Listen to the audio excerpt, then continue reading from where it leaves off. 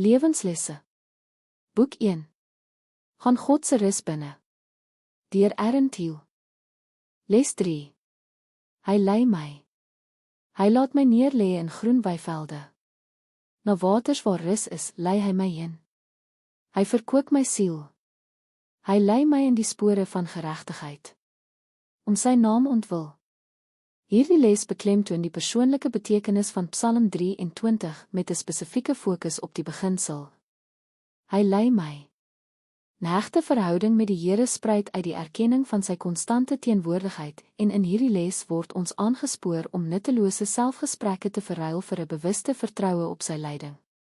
Om hierdie praktyk te versterk, moet ons hierdie en ander ondersteunende skrifgedeeltes op indekskaartjies neerskryf en langs ons bed hou. Om vroeg in die oggend en net voor slaaptyd te lees en daaroor na te dink. Ons moet die frase, hy lei my, bewustelik herhaal voor die aanvang van enige daaglikse taak. Hier is nog 2 ondersteunende verse uit die les om neer te skryf en te oordink. Met julle ore sal julle 'n woord agter julle hoor.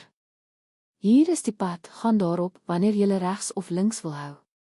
My skape luister na my stem, ek ken hulle en hulle volg my.